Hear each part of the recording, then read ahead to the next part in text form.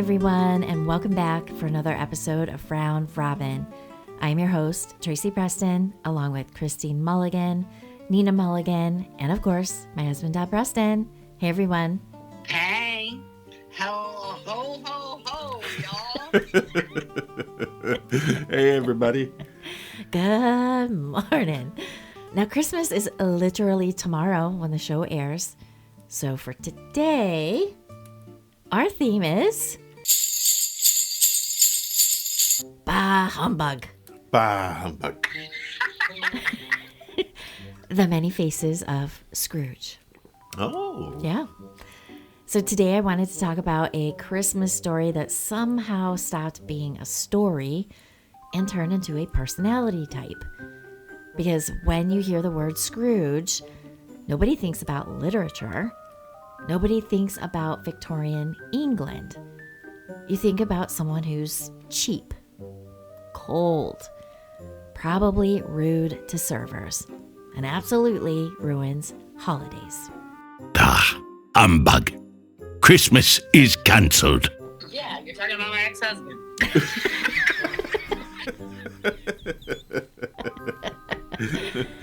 All right. But Scrooge didn't start as a joke. He started as a warning. Yeah. Now, thanks to Todd introducing this particular Scrooge to me a handful of years ago, and this version drove this home for me. Now, this is the 1970 musical Scrooge, starring Albert Finney.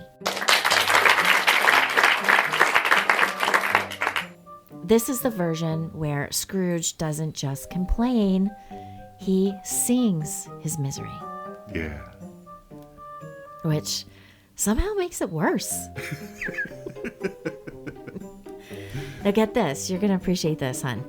Albert Finney was 34 years old when he played Ebenezer Scrooge. Wow. Just 34. Have you guys ever seen the Scrooge with Albert Finney?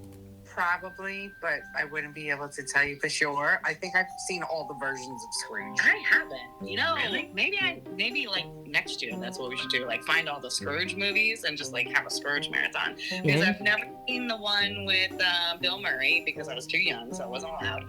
And what are the other? I mean, I've seen like the original one. Yeah, I think that's the one with Finney. Nope, there's one that's even No. older. There's one that's even older. I'm thinking of Miracle on 34th. Wait, where's the one where he's like, he gets visited by three people? Yep. And he's like the bank guy. And he's like, Yep. what? Mr. So-and-so, it's Christmas time. And they're like, oh, yay. And then the bell rings. Yeah. It's black and white. That's the one Yeah, I've that's seen. the one I'm thinking is the original. But that's not Scrooge. That's... That is Scrooge, and we'll talk about that because that one was from 1938. That one was quite scary. I thought it was scary. Yeah, it was pretty creepy. The tone, the color, it was really dark. Yeah, we'll talk about that.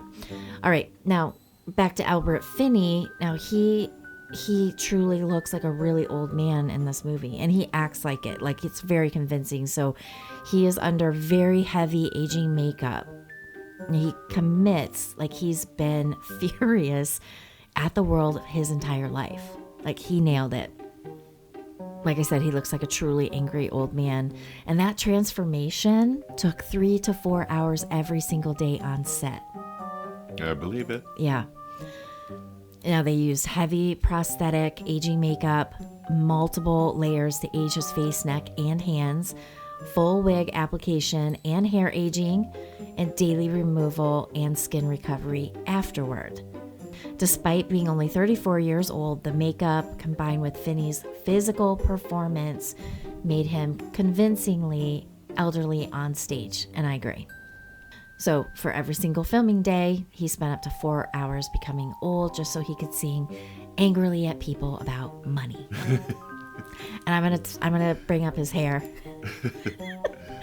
When they do the aging hair, like when he doesn't have his cap on or his hat on, it is the best like row of hair just at the front, and then he's missing a bunch of hair, and then he's got the, what do you call it, the U? Yeah. The horseshoe. So when men go bald, this is like one of the patterns that happens sometimes, and it's like the ugliest way to go bald because you still have that ridge right at the front. Yeah. And you're totally bald on top, so it's like you can't even go bald right. Yeah, and if you can't shave it, pluck it. Pluck it. Just yeah. rip it Yeah. out. It makes me feel bad for men. Yeah. Yeah, it's too bad. All right, now, his version does not soften Scrooge early. He's not charming. He's not quirky. He's sharp, dismissive, uncomfortable to be around. And the movie really lets you sit in that discomfort, and I agree. So we know that he spent hours a day in aging makeup. The film earned 4 Academy Award nominations. I can believe that, too. I can believe There's that, some too. really good acting in that movie. Yeah. Now, the song, Thank You Very Much. That's my which favorite. I know, mine too. It's so fun. And it's literally, that's the one song that sticks with me out of all the songs. Yeah. Because it's a heavy musical. Now, that is a song that is sung by people literally celebrating Scrooge's misery and death. Right. Like, he dies, and because he's such a miser, and everybody owes him money. So now all of a sudden, people are ripping up their IOU books and all that stuff, and they're just dancing around. Thank you very much. Thank you very much. It's the nicest thing that anyone's ever done for me. And that's about him dying. Yeah. And he doesn't realize it because at this point he's with the ghost of Christmas future. Right. And so he gets taken into the future where he's already passed away, but he doesn't realize it. And he sees all these people talking about him, but not realizing that they're celebrating that he's died. So he's like singing along. He's like, see, everybody loves me. Everybody loves me. Sure they do. Now, despite it being a musical, it's one of the darkest Scrooge adaptations ever made. I don't know. I kind of disagree with that. I think the 1938 one is pretty dark. Yeah. Now, imagine dying, and the town throws a party about it. Wah, wah. That's what you get for being a Scrooge, though. Yeah. You know? Not laying a good path. Scrooge may be the most replayed character in movie history. Every generation creates the Scrooge it needs. Now, some of the most iconic portrayals include Reginald Owen, A Christmas Carol. That's the one you were talking about, Nina. That one's from 1938. Alastair Sim played Scrooge in 1951. Albert Finney, Scrooge in 1970. George C. Scott, A Christmas Carol, 1984. Bill Murray in Scrooged, 1988. Michael Caine in The Muppet Christmas Carol, that was in 1992. And then, of course, Jim Carrey, A Christmas Carol in 2009.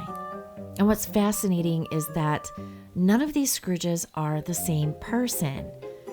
They are reflections of the era that made them. Now, let's talk about the Scrooge that feels dangerously modern. Now, Nina didn't see it. I don't know if Christine saw it, but in 1988, Scrooge stopped wearing a nightgown and he put on a power suit. Right. And I'm talking about Scrooged with Bill Murray. Now, Bill Murray plays Frank Cross, a ruthless, for sure, television executive. And he's not stingy with coins. He's stingy with humanity.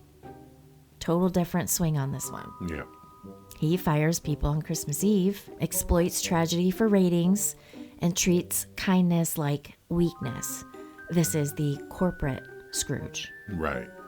It's a great one. I love that one too. Yeah, you still have time to watch it. Nina, you're old enough. You can watch it now. Yeah, that's true. I just gotta find it. I think it's on Netflix. Yeah, I think so. Yeah, it's Yeah. on Netflix. It's good. It's weird because it's very modern.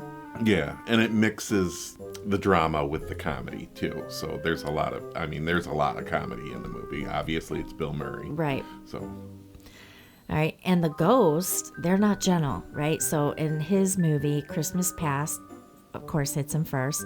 Christmas Present overwhelms him. And then Christmas Future is a straight up nightmare. right.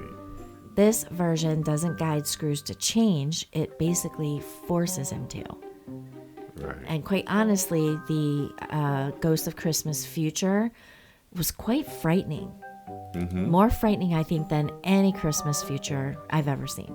It was a Grim Reaper, a big one. Yeah, he's like 12 feet tall. Yeah, it's quite scary. But I like the Ghost of Christmas Present in that one because, who's the actress? Carol Kane. Yeah, and she beats the shit out of Bill Murray. She's funny. She is hysterical. She's like, whoop, whack. She's always hitting him in the face, on the forehead. Boom. Love it. Now, here's some Scrooged trivia with Bill Murray. So he, of course, I don't think anybody's going to find this surprising, he improvised many of his lines. I'm not surprised by that. Nope, me either. His movie was originally much darker. Studio executives worried the satire was too real. And as I mentioned, the Ghost of Christmas Future terrified kids more than expected. So let's settle it. Is Scrooged a Christmas movie or a workplace horror film? And only you and I can answer this one. So I'll leave it to you because they haven't seen it. Okay. I say it's a Christmas movie. I stick with it too. All right, now here are some facts. Charles Dickens wrote A Christmas Carol in 1843, and Victorian England was brutal at the time. There was child labor, debtors, prisons, families torn apart in workhouses, poverty treated as a moral failure. When Scrooge talks about the poor dying to decrease the surplus population, that language actually existed at the time. Dickens wasn't writing a cozy holiday tale. He was writing a social indictment. Scrooge wasn't a monster. He was just a mirror. Because that line, to this day, every time I hear it, it makes me sick. Yeah. I don't like it. All right, so the phrase surplus population, what Scrooge really meant, the phrase comes from The Christmas Carol by Charles Dickens when Scrooge says, if they would rather die, they had better do it and decrease the surplus population. Today, that line sounds cartoonishly cruel, but in 1843, it was political language. So here's the historical meaning on that, because I didn't know.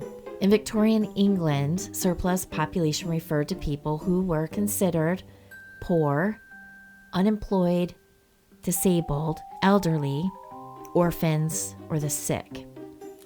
So in other words, anyone who didn't actively produce economic value. These people were seen as a burden on society, not as human beings deserving care. That's horrible. Christine, are you about losing your shit over there? You don't have anything to say about that? Well, I mean, that's capitalism. It's, like, very par for the course of what's going on now. I fear we haven't learned our lesson.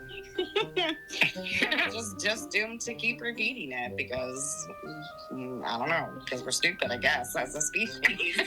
The only thing I can think about, that's the only thing I can think of. Yeah, we certainly don't learn from history. Unfortunately. Yeah. Now, the phrase is rooted in the ideas of economist Thomas Malthus, who argued that population grows faster than resources, poverty and famine are natural corrections, helping the poor would only make things worse. Now, this thinking influenced government policy, poor laws, workhouses, and social attitudes toward poverty. So, when Scrooge says this line, he isn't being outrageous. He's being accurate to elite thinking of the time, and Dickens hated this idea. Workhouses were deliberately harsh because the belief was, if being poor is miserable enough, people will stop being poor. Families were separated, children were forced to work, and the sick were neglected. Scrooge represents a man who has absorbed this philosophy completely, and that's why Dickens makes the line so shocking, because people recognized it. So there's a little history on that. So why does this line still matter today? Well, the words have changed, but the thinking hasn't. Victorian Scrooge says surplus population. Modern Scrooge say they should work harder. That's not my responsibility. We can't afford to help everyone. Budget cuts, and they're a drain on the system. All different language, but the same idea. And that's why that line still makes people uncomfortable. I agree. I agree as well. I don't really want to get into all the things that I feel about all of that because I think it's completely flipped on its freaking head. Well, and let's not forget money is not real. That's like literally something we came up with. It literally doesn't exist. It has no value other than the value that we've placed upon it. So in essence, there really is no such thing as a poor person. There shouldn't be, because money isn't real. It's not real. Yes, it's physically real. We have to use it, but it's not actually real. Yeah, currency is completely made up, and unfortunately, the game is skewed by those that claim to have the most of it. Yeah. Agreed. Yeah. Well, I mean, way back in the day, it was a barter system, right? I've got this, you've got that. Would you like this for that? Right? So after all of that, that's when money became a thing, right? Yeah, because before it was money, it was just currency, and currency used to be goods and trades, and now currency is papers and coins. Actually, now currency is actually made up numbers on a computer screen. Crypto. That's what currency is today. It's getting to the point even too that like they're phasing out actual physical currency. I mean, now when you go to like McDonald's, and I think even KFC is doing it, or somebody else, they're like, yeah, pennies are exact changed, or we're rounding up, not down, but we're gonna round up to the next nickel, and you'll have to pay that, and we'll give you back that, but we're not giving back pennies. Yeah, pennies are obsolete already. So they round up. Like, I just want to take a minute right now, and I want to know how it's legal for them to round up.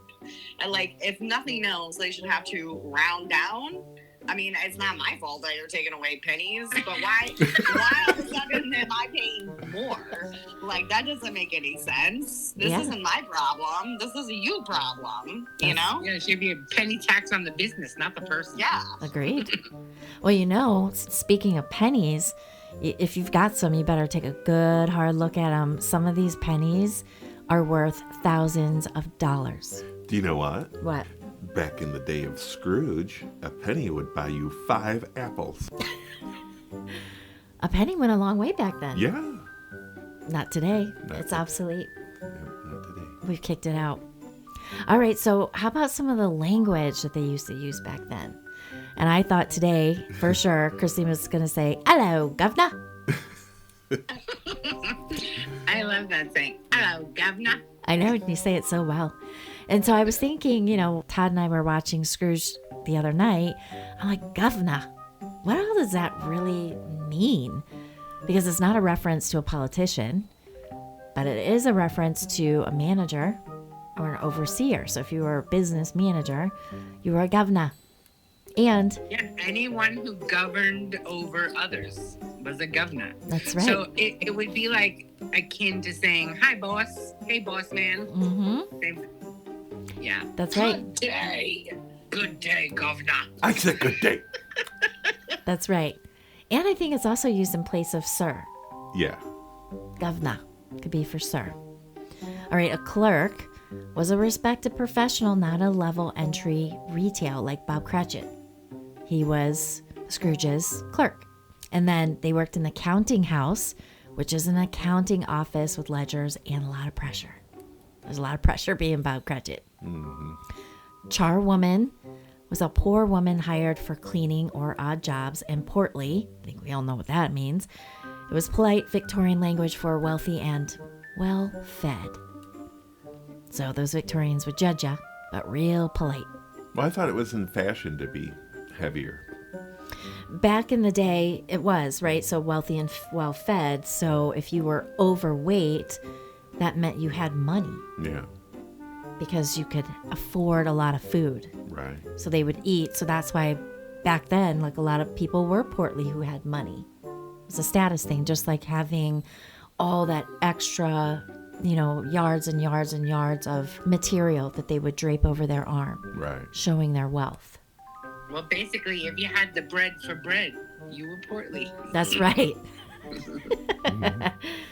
Now, here's why Scrooge never goes away. He just changes clothes. from cloaks to suits to screens. Victorian Scrooge says surplus population, but the modern one says budget cuts. Different words, but it's the same cruelty. Now, here's a couple questions for you guys. If the ghosts of Christmas past, present, and future showed up tonight, which one would you absolutely not want to see first? Christmas past. Why? Well, I don't know. I had a couple of lonely Christmases back in the day. They weren't fun. Yeah, And Christmas should be a fun time, you know? agreed. What about you, Nina? I don't know. Probably Christmas is past. Yeah. I mean, I'm not a huge Christmas person anyway. So, I mean, I guess I'm a little bit of a Scrooge. Nina McScrooge. I feel like it's just gotten lost in the capitalism, and I really feel like nobody really practices what Christmas is really supposed to be about. And I don't know. It's just kind of like whatever. It's just another day for me. So probably Christmas is past though, because none of them were good, thanks to the ex. He ruined everyone for 19 years. He's the Scrooge. Yeah. What about you, Christine? Well, you know, when you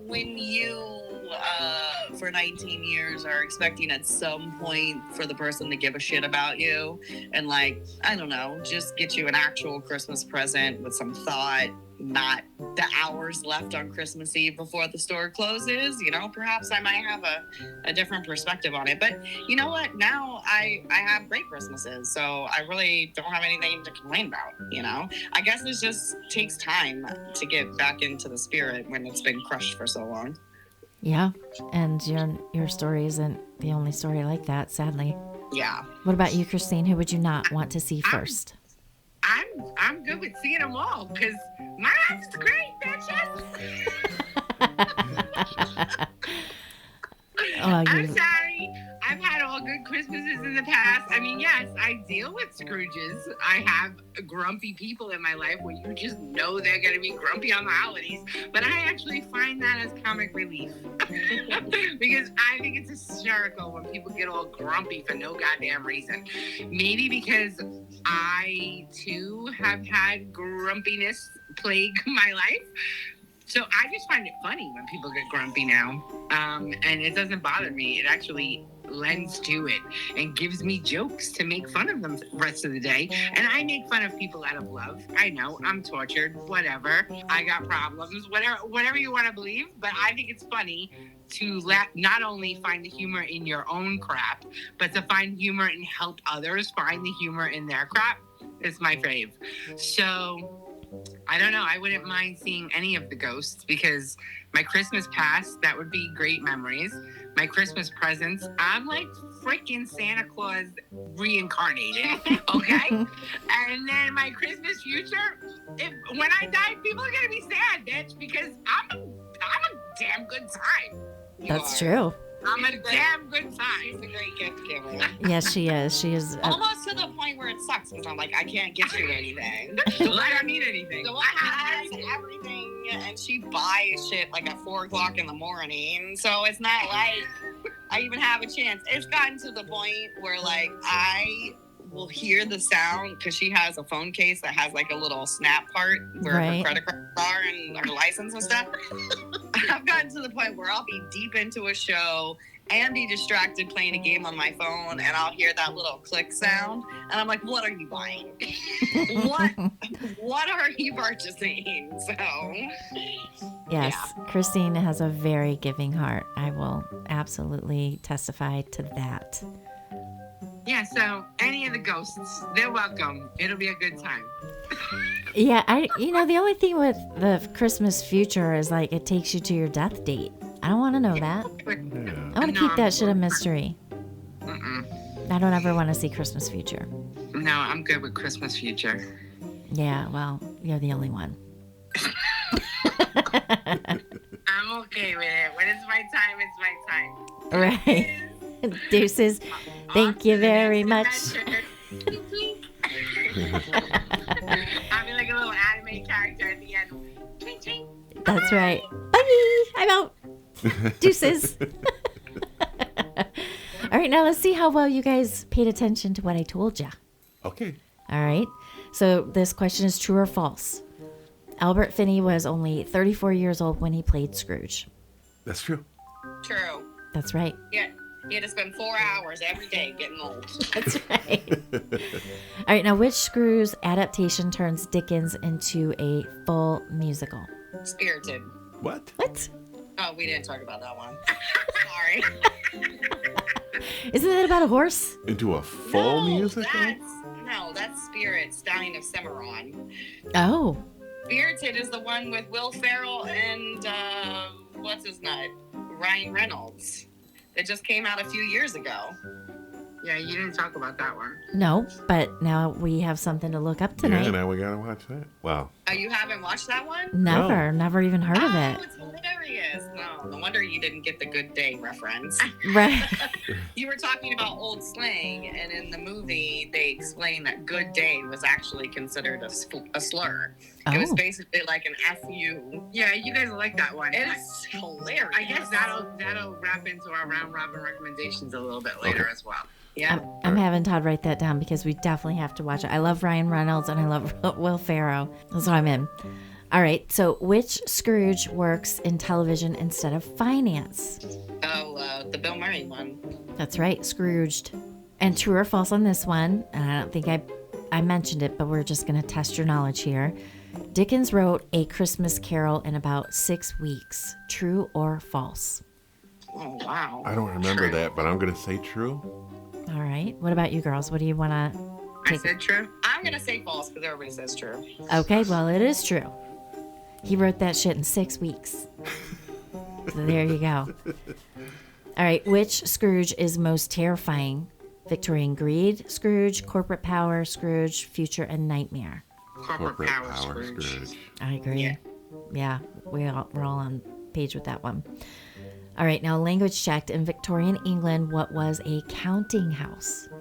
An accountant, like. Wait, what? A counting house was where they kept the ledgers. Yep. That's right. It was an accounting office. Yep.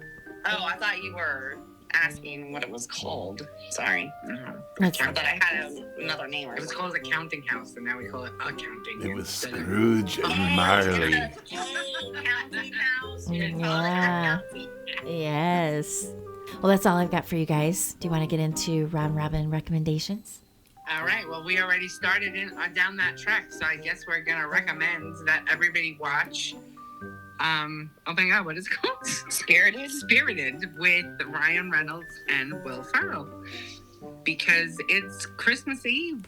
Bitches, go watch some Scrooge movies. Spirited's Yeah. the one. I agreed. And where did you guys, do you know where that's at? Is that on Netflix? Where can we find it? No, we're gonna. Oh, yeah. I mean, I would assume If it's not on Netflix, I would say the next place it would probably be Prime. Prime. Okay. We'll definitely look But for like it. most people, like if you have a smart TV, just go to your main screen and you can search up the title and it'll tell you which streaming services that it's streaming on. Perfect. So Todd and I dipped back into Severance, Yeah. and that is an American science fiction psychological thriller, and that was created by Dan Erickson. And one of the executive producers was Ben Stiller. Oh, I didn't know that. I didn't know that either. I had to look that shit up today. It's on Apple TV or Apple TV Plus, I think it is. And it's become one, and that was released in 2022. I didn't realize it was a few years old already, 3 years old, and has since become one of the platform's most acclaimed series. Yeah. So right now there's only 2 seasons. Oh, okay. And we watched season 1 and then we kind of dropped off Yeah. because then we got into other stuff and whatnot. So the other night we got back into it. And so basically at the heart of the show, it's a chilling corporate procedure called severance. And employees at the mysterious Lumen Industries undergo a medical process that surgically divides their memories so that they have a work self, which they call an innie, and you have no memory of life outside of work and only experience the office environment. And then they have their outside self called the outie. And that's where they live their daily life and they have no knowledge of what happens at work. And this creates 2 distinct identities living within one body, and each is ignorant of the other. a premise that sets up a psychological, ethical, and existential questions throughout the show. So when Todd and I were getting back into it, it really messes with your head. Right. Do you want to pick that up from there? Yeah, so this is season 2 that we're watching now. They do a lot of flashbacks to season 1. But when they do the flashback, it's the same scenario, but it's different. You're seeing the same things that you saw on occasion from season 1, but it's from a different point of view or a different outcome. It's very mind-tripping. It's like it sends you down this rabbit hole where we're just watching and we're looking at each other like, oh my God. You know, it messes with your mind, and you get to thinking, okay, this already happened, but this is not what we saw before. Yeah, it's a real mind fuck because, we're having a couple cocktails and I'm like, wait a minute. Did we already see this one? Because we're trying to remember where we picked up. Yeah. And we're like, I think it was on. Todd's like, no, I think they're flashing back. And so you get into it, but it's they just take a different ending. So now they're showing you what really happened. So they keep piecing things together the further you get. You're like, oh, wow. So it is definitely psychological. Yeah. It is a real mind bender. It makes you start questioning your own sanity as you watch it. That's very true. Because we're like, wait a minute, let's go back. Maybe we didn't start on this one. So we would go back and we're like, no. That is where we're supposed to be. That's right. Because they're really played out, too. It's not like a quick blip. Yeah. It really plays it out. And then it's extended because they have a whole new outcome. Right. So it's super good. I definitely recommend you guys watch it. And maybe it was just like when we were watching it too, just like we talked about before, sometimes your brain is in the right frame of mind to accept that show, and then sometimes it's not. And I think maybe that's where we got. We're like, nah. And we came back, we're like, oh my God, this is so good. Really good. Yeah. So that is our recommendation. I watched the first season, or we did. Christine doesn't care for the show, so I'll have to pick a time to watch it without her. Yeah. When she's out shopping for you. But that's my whole conspiracy theory in a nutshell. Like, I feel like we're all in the Matrix. Mm-hmm. My neighbors definitely NPCs, because they literally only take their garbage out. I only see them take their garbage out occasionally. I only see them every once in a while, and they always have the same thing to say. It's just so creepy and weird. Agreed. Nina, are you Neighborhood Watch? No, but she's trying to get me to run for the HOA presidency. I'm like, that's one step away from being a Karen. I'm like, no, I can't do that, because I do have a proclivity to be kind of bossy. So I just know this about me, and I don't want to push it to the edge. I don't want to bring out that side of Nina. I'm working hard to suppress her. So I don't want to be the one going around like Marianne used to. She was our HOA president growing up, and she would come over to your house with a freaking tape measure, and she would ensure that your plants were not taller than 4 feet. Because if they were, you were getting a knock on the door from Marianne, just to let you know. Right. You haven't cut your grass in time, Oh, and that new paint color, that doesn't fit into the colors we're allowed to have here.